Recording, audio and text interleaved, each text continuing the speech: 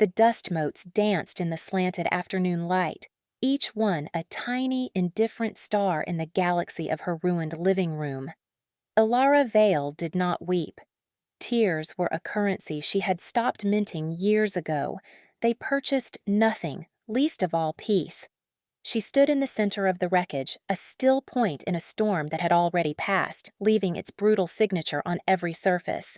Her drafting table, a beautiful slab of reclaimed oak she had loved, was overturned, its strong legs snapped. Rolls of blueprints, weeks of meticulous work, were unfurled and shredded, looking like the cast-off skin of some paper serpent.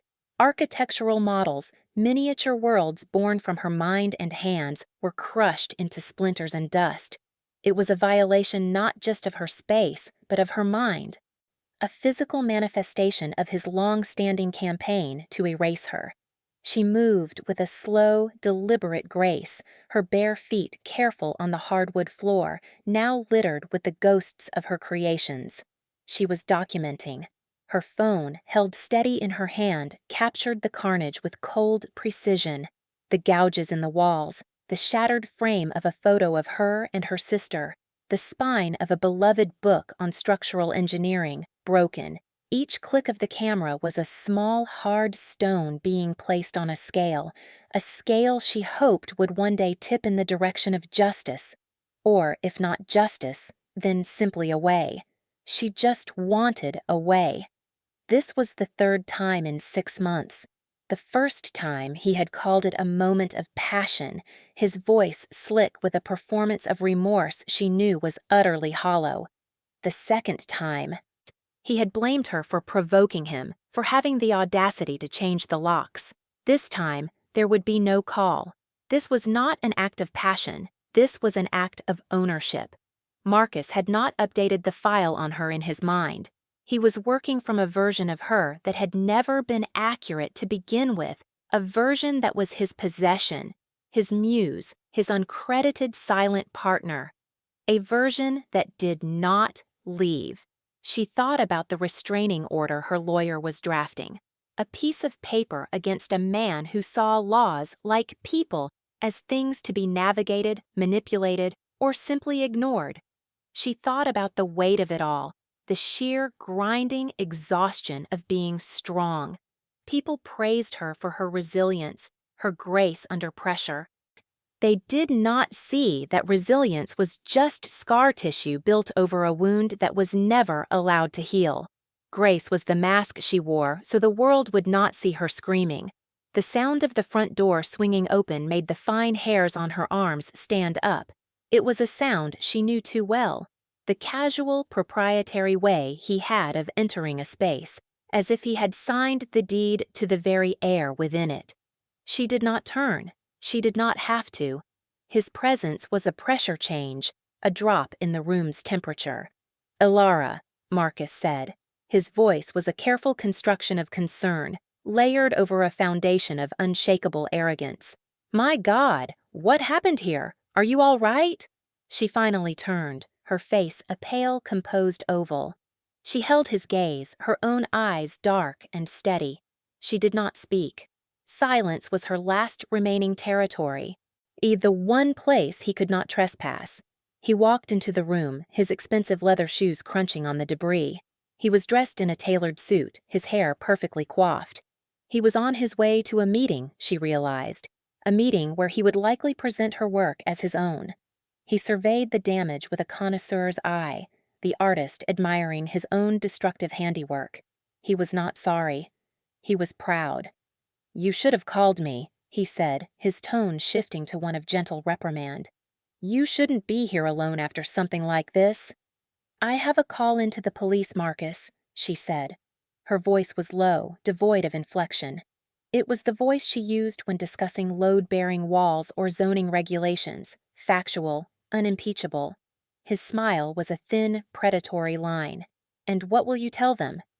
That the wind blew a little too hard?" He gestured around the room. "This is what happens when you're emotional, Ellie. You get careless. You leave doors unlocked. The world is a dangerous place." He was rewriting the narrative in real time, creating a version of events where he was the concerned husband and she was the hysterical, incompetent woman. It was a skill he had honed to a razor's edge over their 12 years together. "Let go of my arm." The words were quiet, but they landed in the space between them with the weight of granite. He had crossed the room without her registering it, his hand closing around her upper arm. His grip was not bruising, not yet. It was a reminder, a statement of ownership. "Stop this foolishness," he whispered, his face close to hers. The scent of his cologne, a scent she once associated with safety. Yar now turned her stomach. "You made your point. You had your little tantrum. Now it's time to come home. The Bainbridge pitch is next week. I need you." I need you. Not I love you. Not I miss you. It was a statement of utility. She was a tool he required to function, a high-end, specialized piece of equipment he had misplaced. "No," she said. The word was small, but it was whole. It was complete.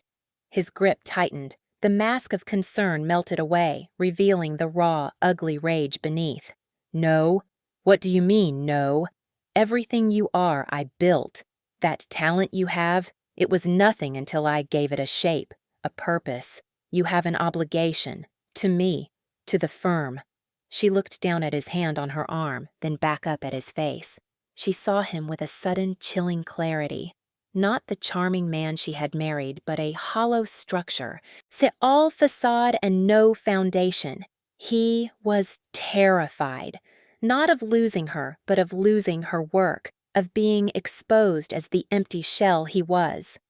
"You built nothing," she said, her voice still quiet, still level. "You just put your name on my blueprints." The truth of it struck him with the force of a physical blow. His face contorted. The hand on her arm became a vice.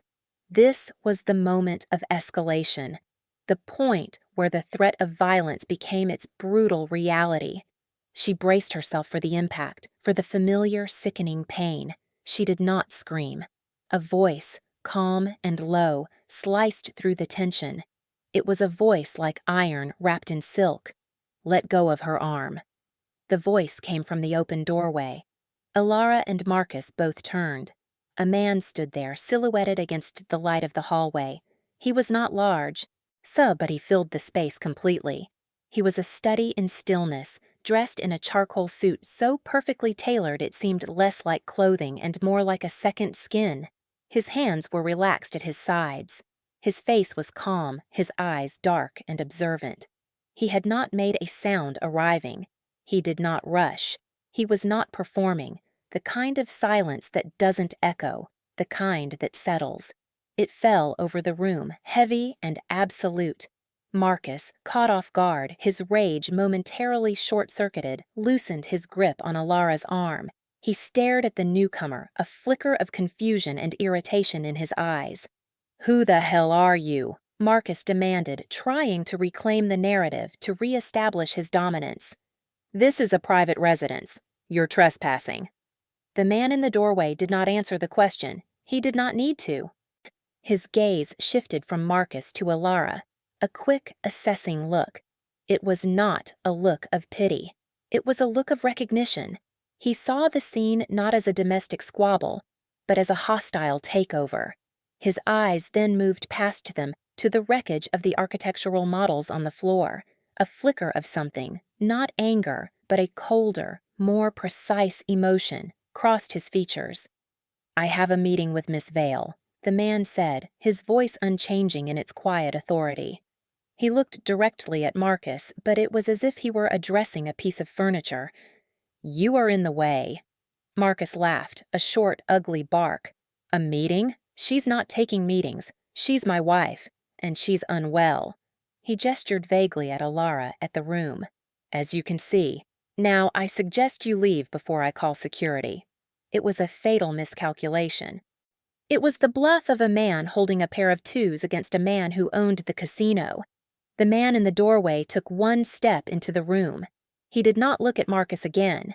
He looked at Alara. "My name is Julian Thorne," he said, as if they were being introduced at a cocktail party. "I apologize for the intrusion. My office was informed you had a security issue. I was in the neighborhood. The name hung in the air. Julian Thorne, the CEO of Thorne Industries, a global titan of development and finance.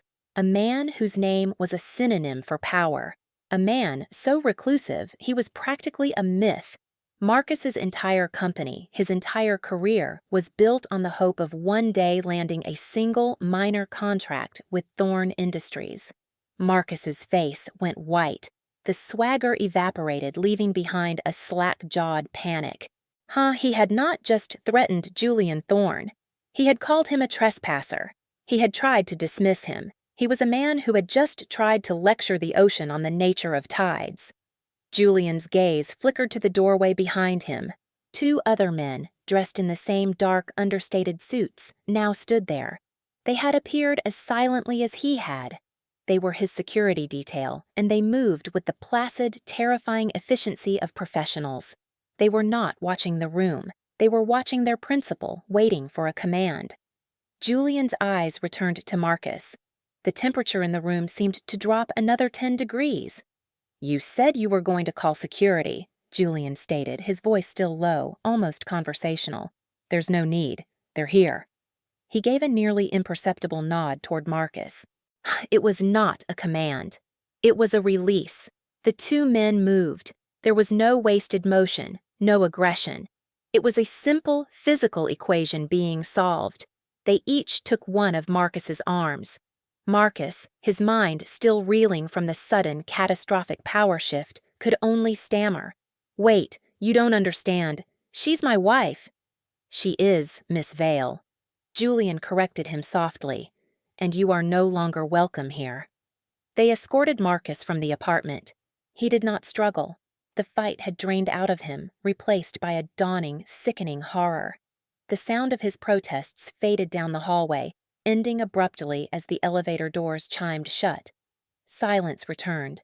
But this was a different kind of silence. It was not the heavy, oppressive silence of before. This was a clean silence, the kind of silence that comes after a fever breaks. Alara stood frozen, her arm still tingling where Marcus had held it.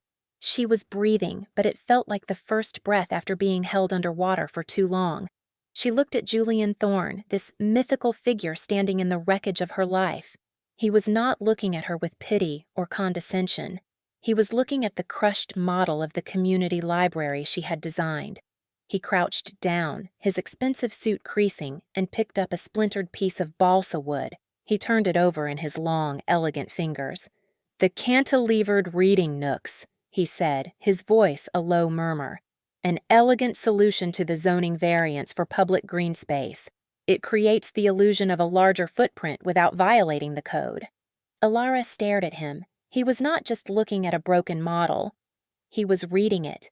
He was seeing the thought, the intention, the hundreds of hours of problem-solving she had poured into it. He was seeing her. He stood up, placing the small piece of wood carefully on the edge of her overturned drafting table, as if it were a precious artifact. "He was wrong," Julian said, his dark eyes meeting hers. "He didn't build you. He was living in your shadow." The air in the room was still thick with the ghosts of violence, but now a new element had been introduced. A quiet, unshakable presence that was not trying to save her, but was simply acknowledging the truth of her. Alara finally allowed herself a slow, shaky exhale. It was the sound of a wall deep inside her, beginning to crumble. Julian Thorne did not press. He did not ask questions. He simply stood in the quiet aftermath, a sentinel in a storm he had single-handedly dispersed. He gestured to the one chair that remained upright, a simple dining chair pushed into a corner. "Please," he said. It was a suggestion, not an order. Alara moved toward it, her legs feeling unsteady. She sat. The act of sitting felt momentous, a concession to the reality that she could not, perhaps, stand on her own for one more second. He remained standing, giving her space, his presence a silent anchor in the swirling chaos of her thoughts. His gaze swept the room again, a calm, methodical assessment of damages. This was a man who understood structures, both physical and abstract. He was assessing the breach, the point of failure. "My assistant Anya is downstairs," he said, his voice pulling her from her daze. "She is speaking with the building's security manager and arranging for a forensics team to document the scene properly. The police will be here shortly, but they will be cooperative." The implication was clear. The police would not be the indifferent officers she was used to, the ones who would file a report that would disappear into a bureaucratic void. They would be his police. The law, which had felt like an abstract and useless concept moments before, had suddenly become a tangible, powerful tool. His tool. "Thank you," she said. The words felt small, inadequate. He gave a slight inclination of his head. "It is the logical course of action." He was not a man who dealt in emotional platitudes. He dealt in logistics, in solutions. He walked over to the small, damaged kitchenette. He opened a cupboard, found a clean glass, and filled it with water from the tap. He brought it to her, his movements economical and precise. She took it, saw her fingers brushing his. His skin was cool, steady. She drank, the water a balm to her dry throat. "I don't need saving," she heard herself say. The words were a reflex, a declaration of a creed she had lived by for a decade. It was the mantra of the underestimated survivor. "I can handle this. I am self-sufficient. I am not a victim." Julian Thorne looked at her, his expression unreadable but not unkind. "I know," he said simply. The two words disarmed her more than any argument could have. He was not contradicting her. He was agreeing with her.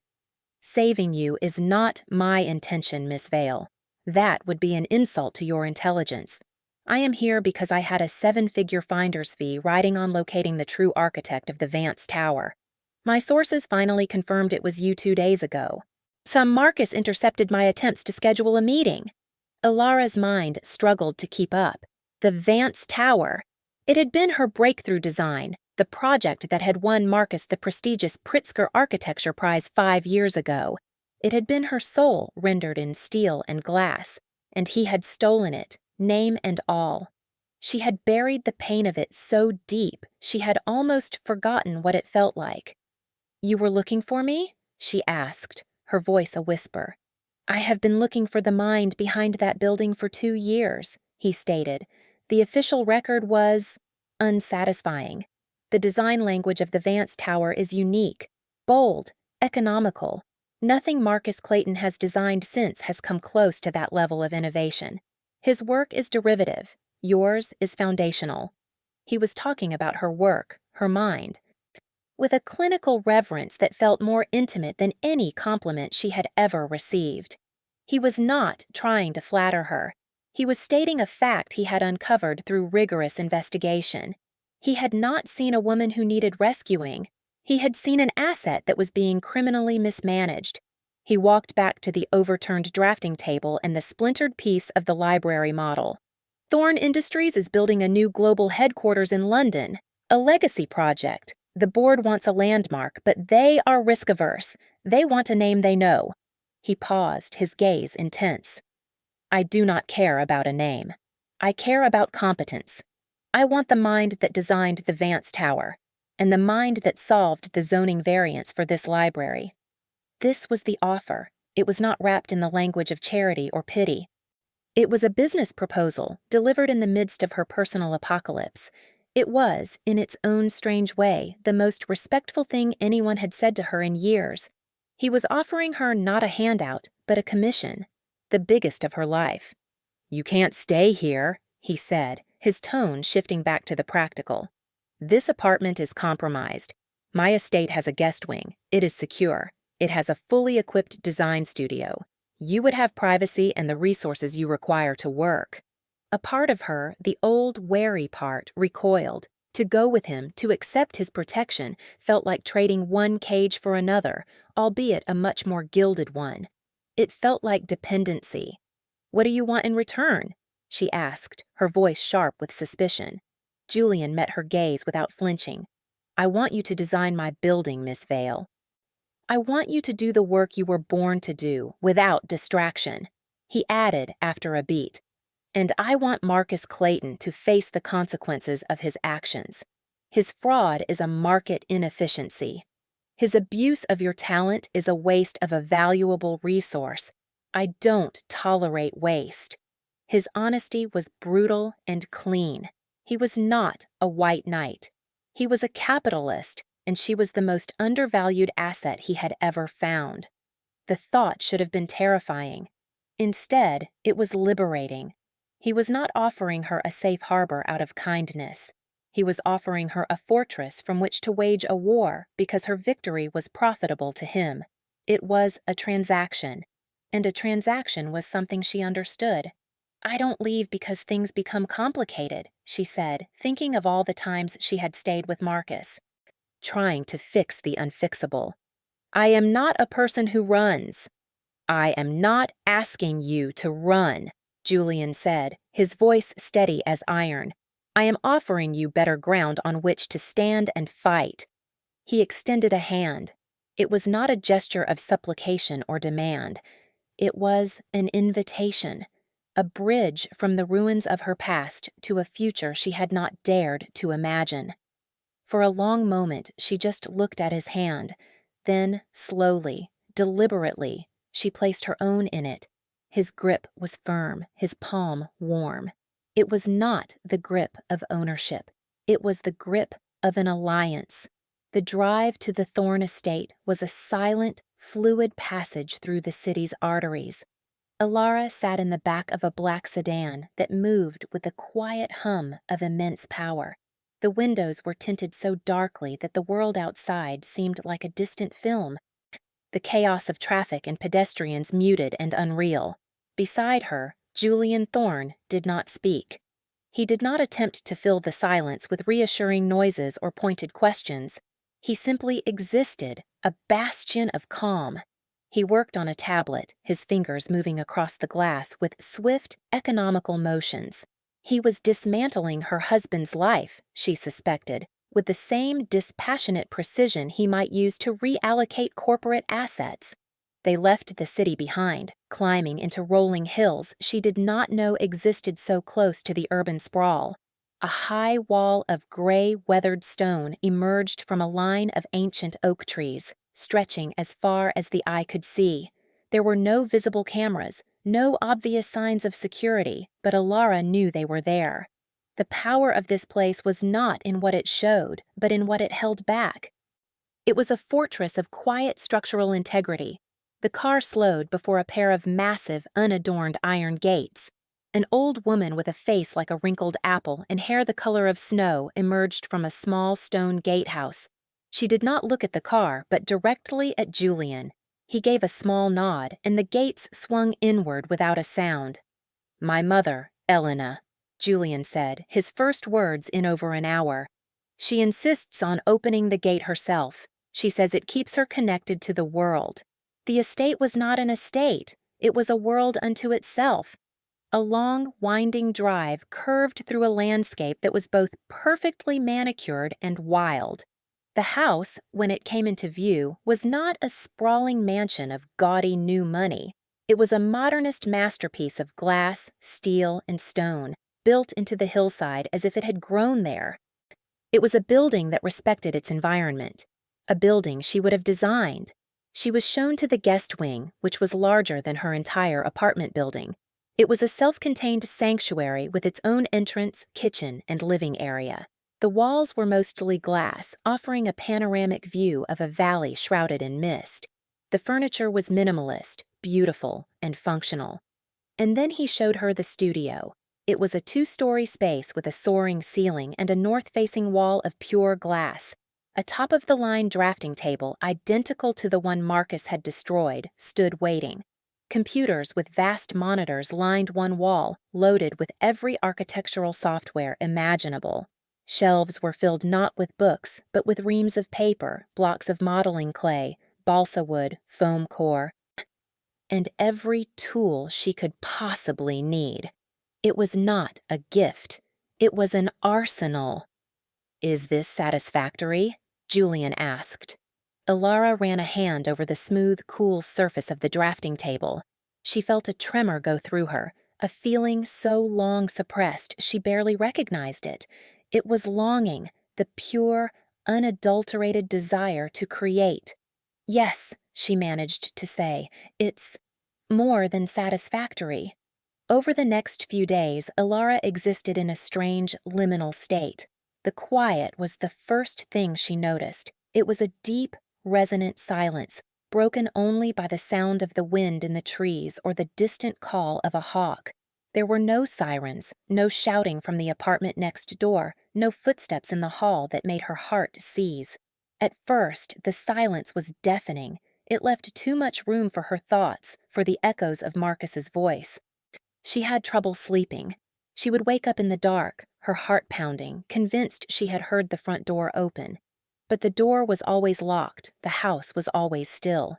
Julian had a security team that was so discreet as to be invisible, but their presence was a palpable weight around the property. She was safe. The concept was so foreign it felt like a language she had yet to learn. She grappled with this new reality. The relief of being protected was a warm, heavy blanket, but under it, she felt a prickle of fear of dependency. She had spent a decade fighting for every scrap of her independence, and now it had been handed to her on a silver platter by a man she barely knew. Was she free, or had she just moved into a more luxurious prison? To fight the feeling, she threw herself into her work. She spent hours in the studio, sketching, drafting, thinking. The ideas came slowly at first, like a spring that had been blocked for too long. But then they began to flow. She wasn't just designing a building, she was excavating her own soul.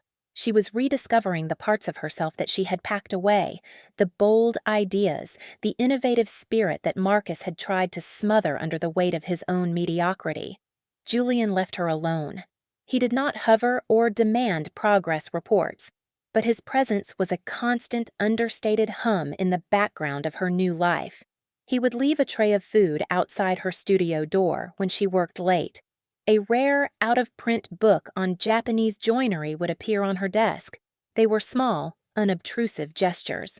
They were not acts of charity, they were acts of support. He was not tending to a fragile flower. He was providing fuel for an engine. In the evenings, they would sometimes share a meal in the main house. The dining room was vast and Spartan, with a long table of dark wood. Julian's mother, Elena, would often join them. She was a woman of few words but deep wisdom. She looked at Ilara with eyes that saw everything and judged nothing. "He worries," Elena said one evening after Julian had been called away by his assistant, Anya. Anya was a sleek, efficient woman who was always at Julian's side, a phone permanently attached to her ear. She was the visible manifestation of his invisible power, executing his quiet commands with lethal precision. "He doesn't seem like the worrying type," Ilara replied, pushing a piece of fish around her plate. "Julian does not worry about business," Elena said, her accent a faint musical echo from a country that no longer existed. "Business is a game of numbers. It is predictable. He worries about people. People are complicated." She smiled, a small, knowing smile. "He has been looking for you for a very long time, my dear, not just for 2 years. I think he has been looking for you his whole life, someone who understands that the strength of a structure is not in its ornamentation, but in its core." Meanwhile, Julian's quiet war against Marcus Clayton continued. Ilara only saw glimpses of it, a headline on Julian's tablet about a sudden credit crunch for Clayton Architecture, a brief, calm phone call she overheard from the hallway. "Yes, Anya," Julian was saying, his voice a low murmur. "The entire debt portfolio, consolidated under the new holding company." A pause. "No, so do not give him an extension. His collateral is the firm itself. Let him default." Another time, she saw a legal document on his desk. It was a preliminary filing for a new corporation. The name on the document was Veil Designs. Her name. He was building her a corporate entity, a legal fortress to house her work, her identity. The slow burn of their relationship was built in these quiet moments. It was not a romance of passion and grand gestures. It was a slow, careful process of mutual recognition. He would come into her studio late at night and simply watch her work, his presence a silent affirmation. She would challenge his cold, logical view of the world, pushing him to see the human element in his equations. One night, he found her staring at a complex schematic, her brow furrowed in concentration. "The load distribution is off," she murmured, more to herself than to him. "The aesthetic I want is creating a structural vulnerability." He stood behind her, looking over her shoulder at the plans. He was so close she could feel the warmth radiating from his body. He pointed to a single, almost invisible line on the blueprint. "What if you use a tension ring system here?" he said, his voice low in her ear, "instead of a traditional truss. It would distribute the load outward, not downward. You could maintain the aesthetic without compromising the integrity." She stared at the drawing. He was right. It was a brilliant, elegant solution.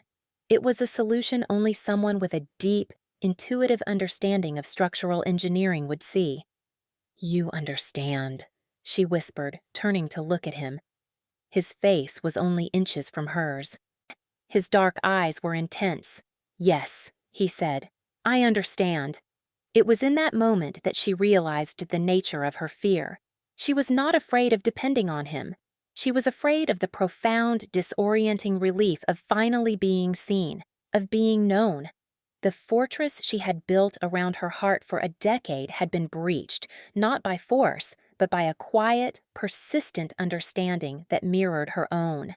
The news of Marcus's lawsuit arrived not with a bang, but with the quiet efficiency of a registered courier. Ilara was in the garden with Elena, learning the names of the different herbs, when Anya approached them, a slim manila envelope in her hand. "This was delivered to the gate," Anya said, her expression neutral. "It's for you, Miss Vale." Ilara took the envelope. Her name was on the front, vouched along with Marcus's firm as the sender. Her stomach tightened.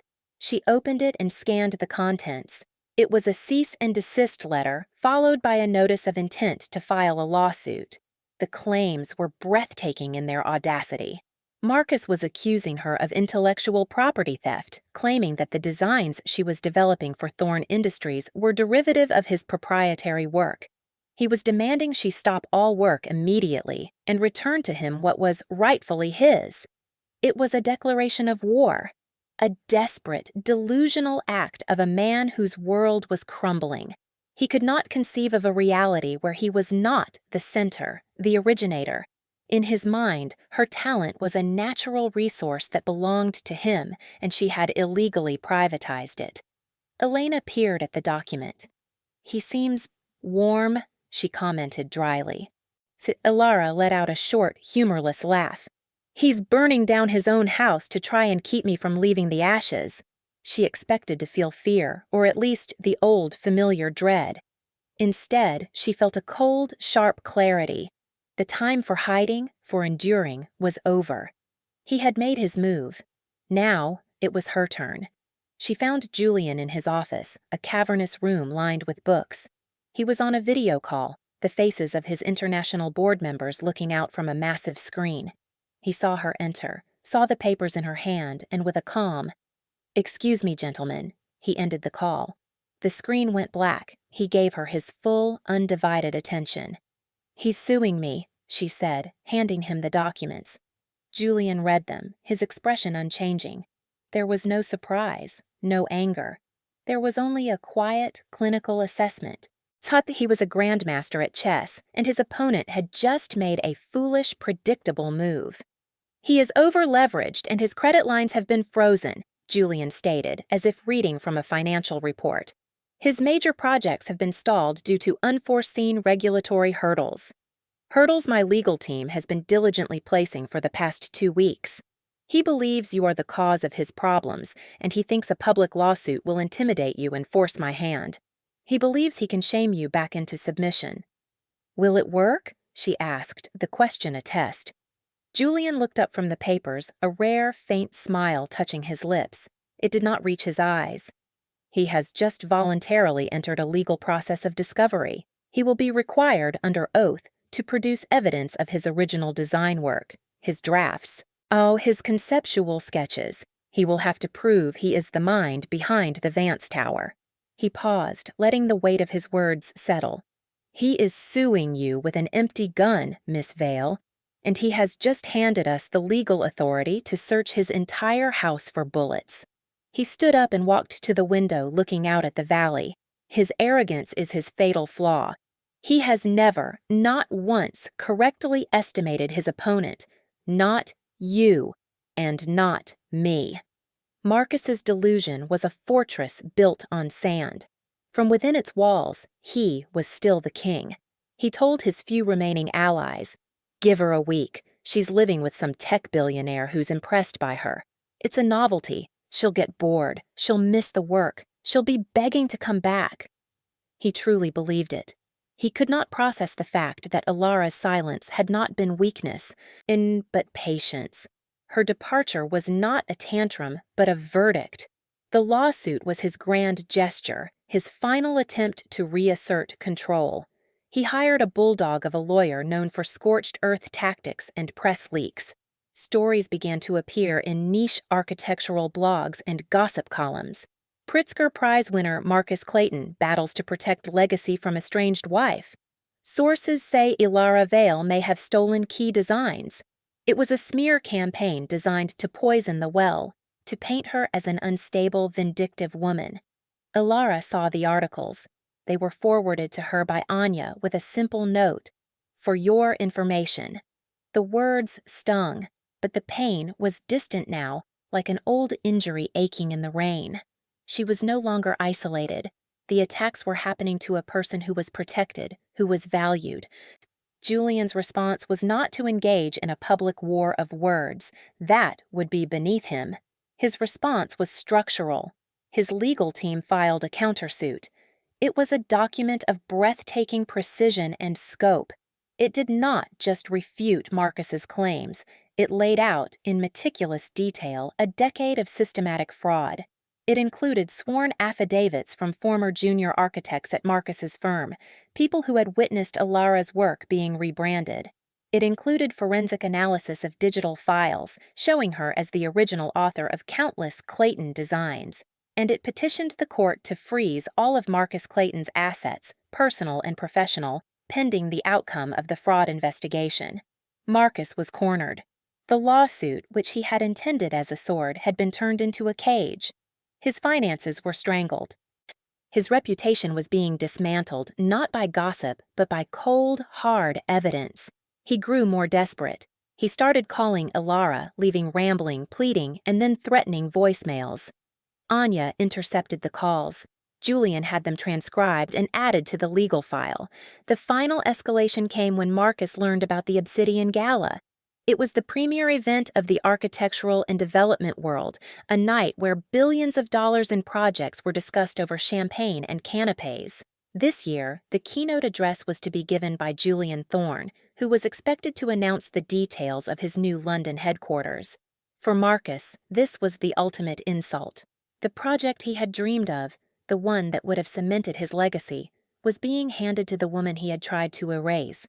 In his mind, she would be there, at Julian's side, and everyone would be laughing at him.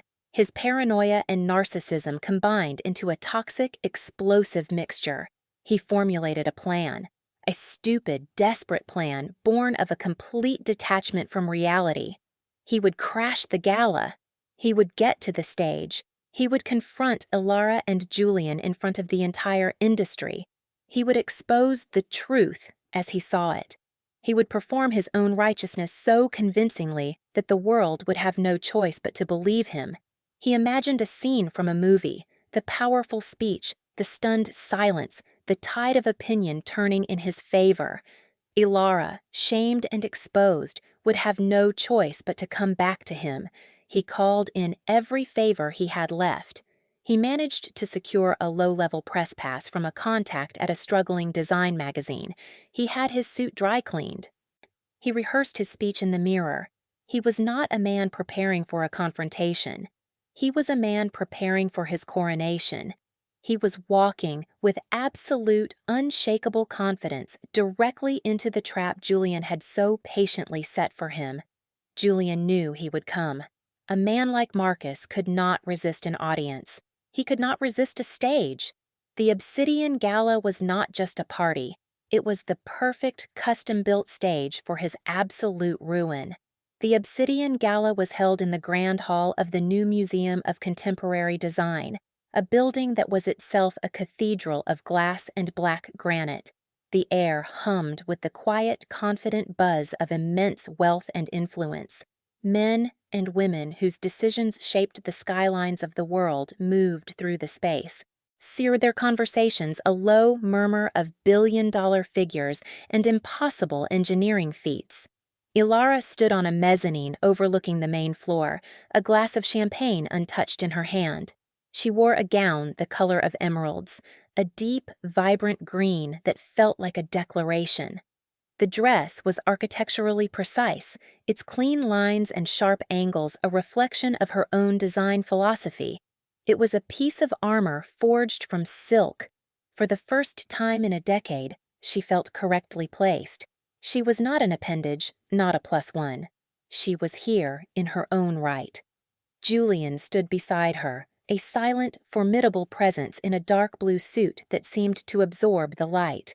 He had not said much all evening, but his proximity was a constant reassurance. He would occasionally point out a key figure in the crowd below, the head of a sovereign wealth fund, a notoriously difficult planning commissioner, a rival developer, providing her with a quiet briefing on the power dynamics of the room.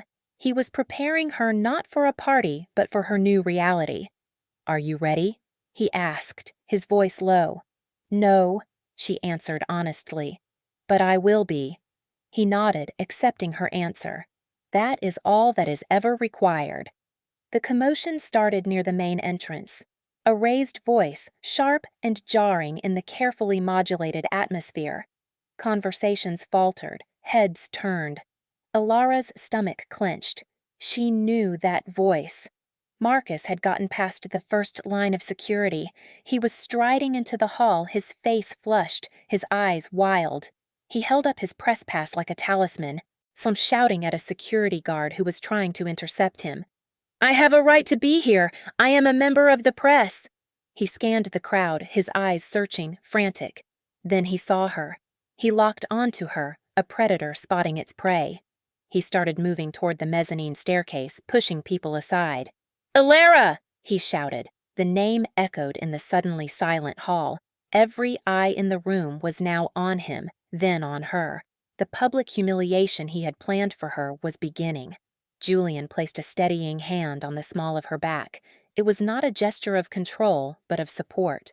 "Stay here," he said calmly. He started to move toward the top of the stairs, intending to intercept Marcus. "No," Ilara said, her voice firm. She put a hand on his arm, stopping him. "This is my fight. Let him come." Julian looked at her, his dark eyes searching hers. He saw no fear there, only a cold, resolute fire. He gave a single, almost imperceptible nod and stepped back, ceding the ground to her. He remained close, a silent guardian, but he understood that this was a confrontation she needed to face herself. Marcus reached the top of the stairs, his breathing heavy.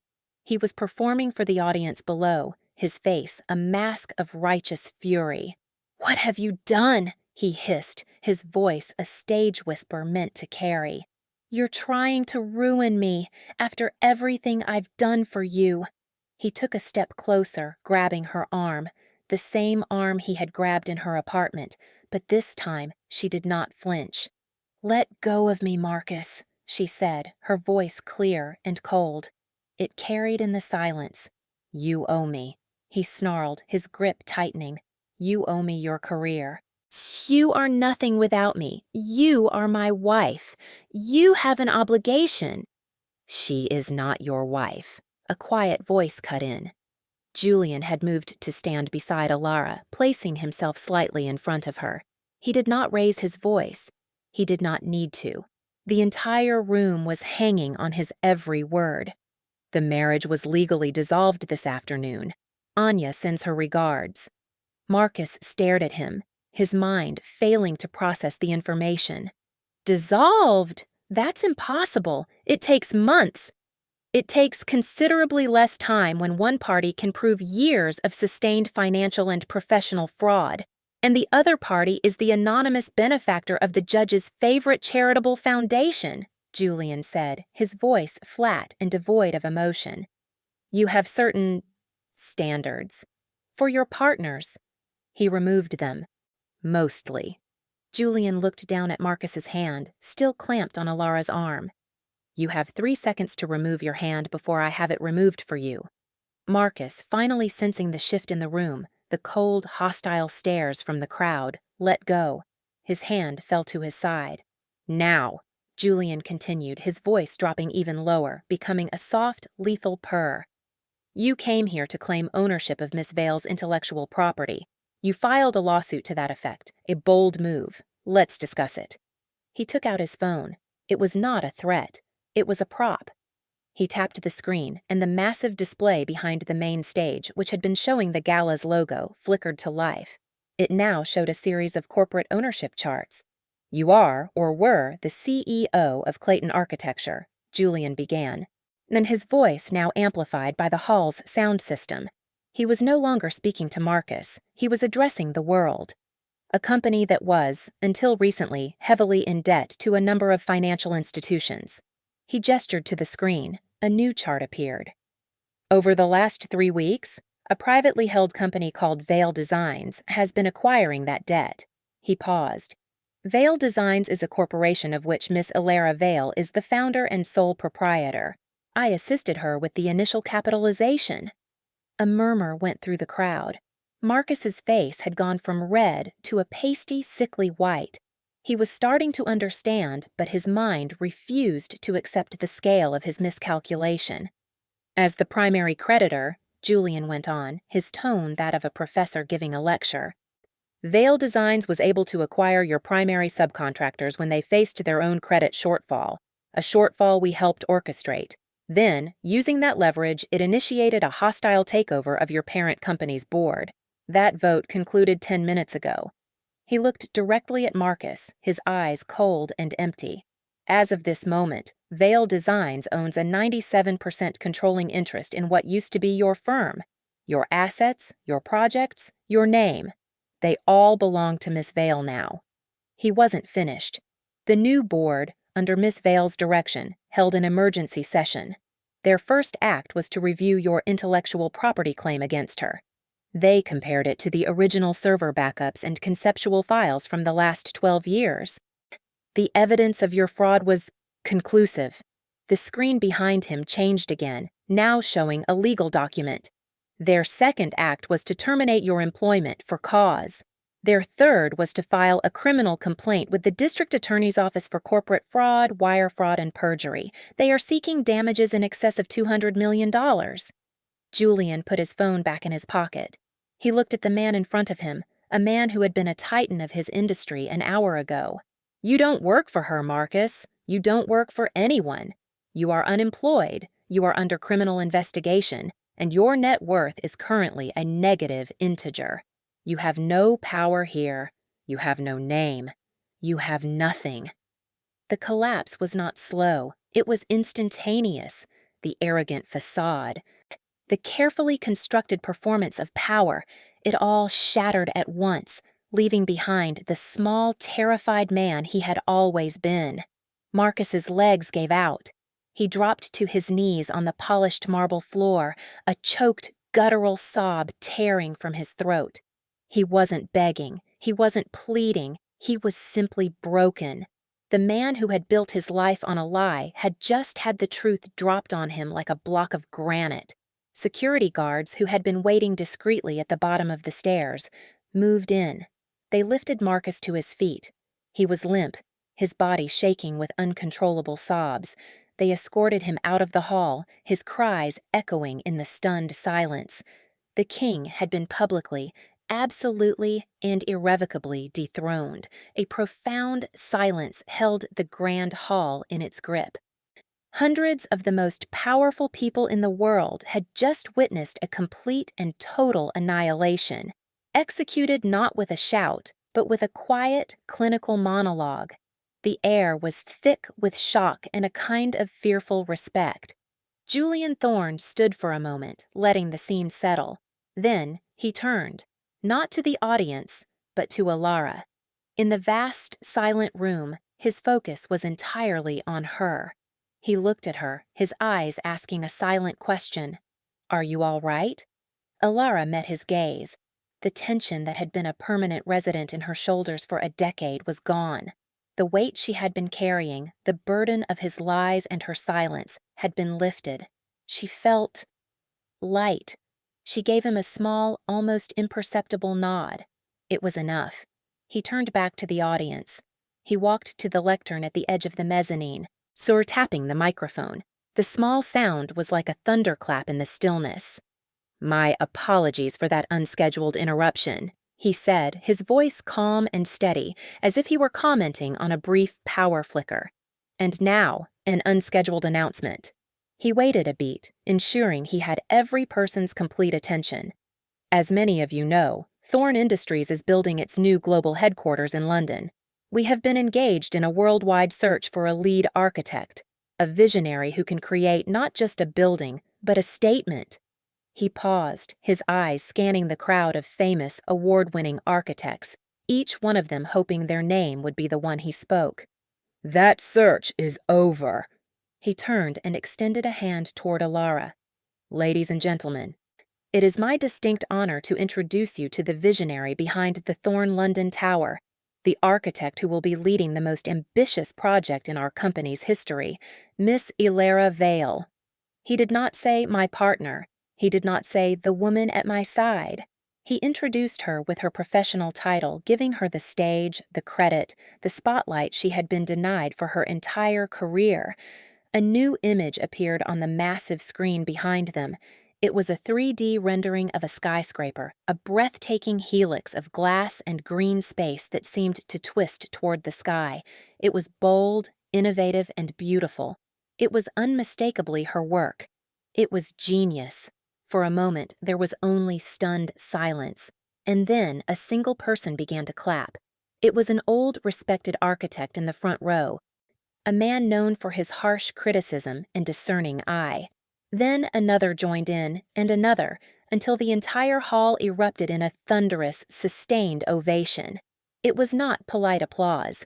It was a genuine, overwhelming acknowledgement of the talent they were seeing. The applause was not for Julian Thorne's power. It was for Ilara Vale's art.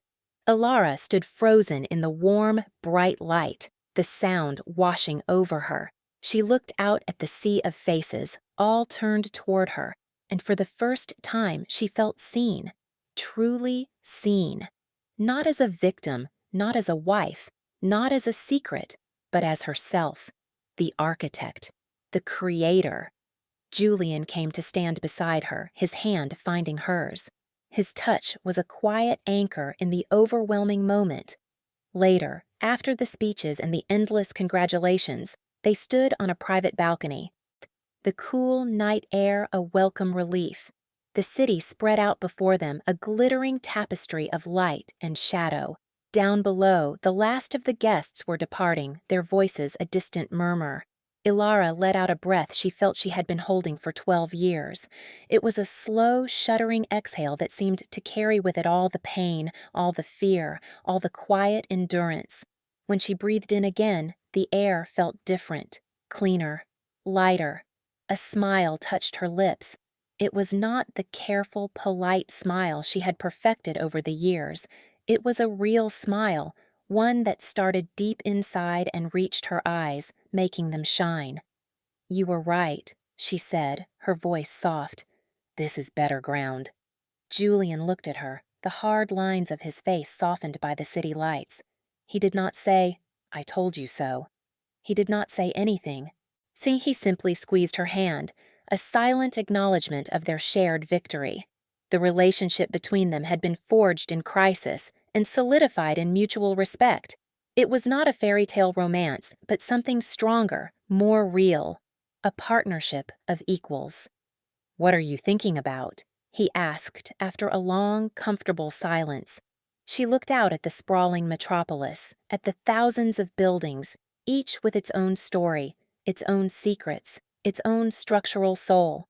She thought of the new tower she would build, a symbol of her reclaimed identity. She thought of the new company that bore her name. She thought of the new life that stretched out before her, a blueprint waiting to be drawn. "I'm thinking about the foundation," she said. Her voice was steady, filled with a quiet confidence she had not realized she possessed. "Everything comes down to the foundation. If it's strong, you can build anything. You can withstand any storm." He knew she wasn't just talking about architecture. She was talking about them, about a new life built not on lies or obligation, but on truth and choice. A family forged not from tradition, but from the daily, deliberate act of seeing one another clearly and choosing to stay. Some people will take your silence for weakness, your grace for submission. They will build their castles on your talent and call themselves kings. They will misread your resilience as an endless capacity to endure their cruelty. But strength is not always loud. Sometimes it is the quiet, methodical work of drawing a new blueprint, of laying a new foundation, stone by painstaking stone. And when that foundation is finally ready, it can move the world. He turned her to face him, his hands gentle on her arms. "The foundation is strong, Alara," he said, his voice a low, steady promise. "Now, let's show them what we can build." Looking up at him, with the lights of the city glittering like 1,000 fallen stars behind him, she knew that this was not a happily ever after. It was something far more rare and precious. It was a real and earned beginning.